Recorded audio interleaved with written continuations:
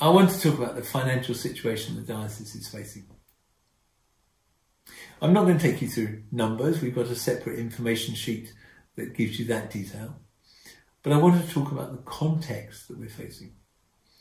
And when I say we, I mean not just the Board of Finance, but parishes as well, because collectively we are the Diocese of Bath and Wells. And we're facing a tough situation. And we all need to find a way through this together. Historically, Bath and Wells has enjoyed a parish share collection rate which has been second to none across the Church of England. And that strength and that positivity meant that, quite frankly, we didn't think about how we build resilience into parish giving. And we didn't also build the resilience into our own finances that we need. We have historically borrowed quite considerably to cover our cash flow. And that's not a sustainable position. And whilst pre-pandemic, we could get away with that, COVID exposed the weaknesses for what they are.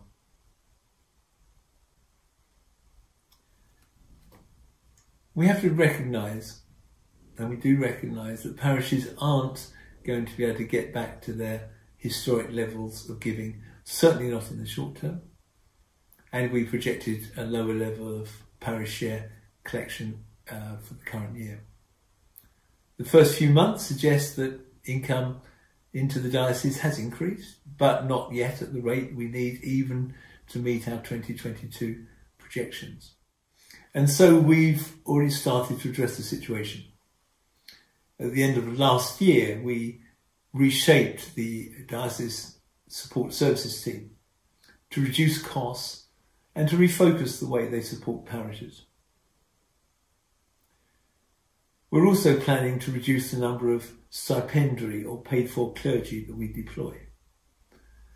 The numbers suggest that we can afford a maximum of 150, which is down from 178 at present. But that may change depending on how things pan out. And we're looking to build resilience into the way parishes get income. We have signed up to the parish giving scheme, and that will be rolled out from this autumn. And we've also been trialling a range of contactless devices as part of the national giving strategy. And we are hoping to make those devices available to churches from the beginning of next year. This isn't a panacea. It doesn't solve the problem overnight, but it gives some more tools for parishes to be able to more easily collect giving from both visitors and regular worshippers alike. But this is more than about money. It's about making sure that we are as well positioned as we can be with the resources we have in our hand for God to work through us. And that's why we need to be both faithful in our stewardship and in our praying. Bishop Ruth, thank you for the opportunity to discuss the financial situation in the diocese. We've just heard from Ian, Chair of the Board of Finance, about how things stand. How concerned should we be? I think we need to be concerned, Caroline. I really do. I mean, I think we have to be realistic about what the situation is, whilst holding in tension with that the fact that we have a great God. And he has everything in his hands to offer to us. So just as we heard from Ian that we need to take what's in our hand, so we recognise we are in the hand of God who holds all things. But let's be realistic. What's in our hand is smaller than what it was. If we look at the situation financially, we've all suffered during COVID, personally and collectively as communities. And that has been a struggle for us. As a diocese, we have been working on a smaller budget each year, because actually, although it seems to have increased to us our share, we've had fewer individuals coming to church. So actually, we've not really, as it were, prepared ourselves for a future proofing of our income and therefore our budgets. We've therefore worked on a deficit budget for some time, and we need to face up to that. Yeah, I was surprised to hear that Bath and Wells had actually been hit so hard compared with other dioceses. Why do you think that is? Well, I think there's been a bit of complacency on our side. We haven't really faced that realism. And, like we said, I think COVID has hit us. We've relied heavily on our income from share, but haven't necessarily attended to thinking about, for example, increasing that giving on a personal basis on a year-to-year basis. So we need to address that and think about what stewardship looks like, not just financially, but in terms of our giving in our service as well. We've relied heavily on plate giving. Some of us, put our bit into the envelope, which of course envelopes weren't being collected during lockdowns. We haven't always been very savvy about the ways in which we've collected our giving, and that's one of the reasons why we're joining in with the parish giving scheme. And obviously, it is hugely challenging, but its giving's going down. How is the diocese going to address this falling budget? Well, we've already been doing some of that. We've already begun to sort of cut our cloth to suit. So centrally, during last year, our support service team, we looked carefully at it and decided how might we have the greatest impact locally that will be sustainable for the future. And in so doing, we made some quite drastic reductions as we reshaped our team, our support service team, in order to have that greater local impact that we hope will sustain us for the future to come. And I've seen that the 5-year projection proposes a reduction in clergy numbers.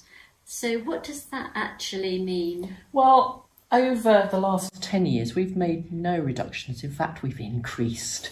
And we're above what would normally be the benchmark for a diocese of our size and the number of parishes and population that we have. So we've never really needed to attend to that in the light of our financial giving, because people were giving and we had kept putting in from our reserves. We're now having to attend to that and recognise that although we've seen across our diocese an increase in vocations to ordination, which was great and wonderful to see, they've got to be shared with the wider church. There are still people leaving through retirement, ordained ministry, and therefore the number of clergy available to us is fewer. So there is something about that and the number being less across the whole church. But there's also, on the other side of the equation, the fact that we want to encourage greater lay ministry, the involvement of self-supporting ministers, of retired clergy. We've got a great wealth within our diocese of all sorts of ministry shapes and forms. And this gives us that opportunity to think about how we share in ministry together in new ways. Now, that isn't going to be an easy conversation to have, but ordained ministry isn't the only ministry. We're all about living and telling the story of Jesus. We're all called to that as disciples. And although this is a projection over the next 5 years, this is not something that necessarily will reduce if vocations to ordination increase, and indeed if our generosity of giving increases. But we have to recognise what we have in our hand and to respond to that. It's a tough time, isn't it? It's a tough time to kind of work out how we resolve these issues. Well, you know that in your church, because tell me, I mean, your parish, Holy Trinity in Aylesbury, it's been one of our generous givers, and I know it's struggled recently. Yes. Tell me more. Yes. Tell me more. It has. We've got a huge financial budget deficit this year, at a level that's really concerning for us on how we're going to address it going forwards. And we're having to take some tough decisions. We're trying to work out what those will be at the moment. It's also tough because not all the members that we used to have returned after the pandemic, and some of that is for completely understandable reasons. People are still being cautious, the COVID rates are so high. But some people have just decided not to come back, and we really miss those people. We're grieving the fact they're not there. And we've got less volunteers on the ground, we've got less resources. So it is tough. And I've heard, many other parishes which are much smaller than my own, I've heard of really difficult financial situations that they're facing, and the context may be different, but it's really tough for many of those people too. So it is a challenging time. And your story will be reflected across many parishes.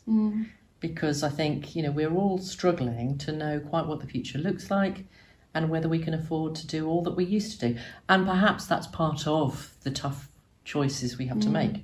We need to prioritise, and there will be some things that we need to let go of to recognise we can no longer do, both as a whole diocese and indeed individually where we are in our parish communities, in our schools, in our chaplaincies. And it's very difficult, isn't it? Because with the parish facing these difficulties and the diocese with its back to the wall, difficult decisions will be made. But I know some parishes may feel that there's pressure being put on them to pay more parish share. And obviously parish share we hear that may change in the future. Can you tell us anything about that? This work has started long before COVID in some ways, is recognising that the pressures of Common Fund are impacted in lots of different ways. We've already heard the fact that obviously a decrease in your congregation doesn't necessarily mean a decrease in your share, because of course we've got to cater for inflation and all the rest of that. So, that's been a challenge for many of us over the years. Some growing congregations have also been impacted in particular because, of course, as they've had more people coming in, more is expected of them. And that's been a challenge. So we are revisiting some of the criteria around how Common Fund is assessed. But it's still wanting to ensure that we have a common fund, that we don't just receive ministry if we can afford it. Because most of our parishes couldn't afford even one stipendiary clergy person. And that's to be realistic. We've got to think about the costs of training, of discernment, of support. It's not just the take-home pay of a clergy person, it's the housing, it's the pensions, it's the NI. All of that needs to be calculated, and across a national UK benchmark, that's somewhere between £50,000 and £60,000 a year. Clergy don't get paid anywhere near that much, but the associated costs are such that, most parishes couldn't therefore afford their own vicar. And I think part of the realism is actually recognising that, and therefore seeing that being part of Common Fund is a way in which we can be generous one with another and seek to give all that we can, whilst recognising that some of our poorer communities can't afford that, never will be able to afford that, so we need to help them and support them. And that's why the generosity of Bath and Wells has been so much appreciated over the years, because that has been something we've all engaged in together. So given that we're in this challenging situation, how do you feel about the future? Well, I am hopeful. You might say that's because I'm a positive person, but no, I think it's because we have a God who loves us and, as I've said earlier, is a God of abundance. And I see that where people give their small piece, they contribute what's in their hand, then God blesses it. I love that story of the little boy and his lunch on the hillside, where those 5,000 were gathered, had come unprepared potentially, had been there all day, were tired, hungry. The disciples didn't know what to do. Jesus said, well, what have we got to give them? And it was that one little lad who had the gumption, the courage to say, well, this is my bit. And from that blessing of that little contribution, everybody had their fill, and there was more over and above abundance. Now, I think that's what we're called to, is to pray, therefore, and we will be calling a day of prayer. We're looking forward to having a new bishop amongst us soon, and we want to be able to start off as we mean to go on with prayer, but praying as well about the realism of the situation we face, and asking God, therefore, for his blessing on that little that we have, and being willing to put our hands in our pocket and bring out whatever we might have to add to it.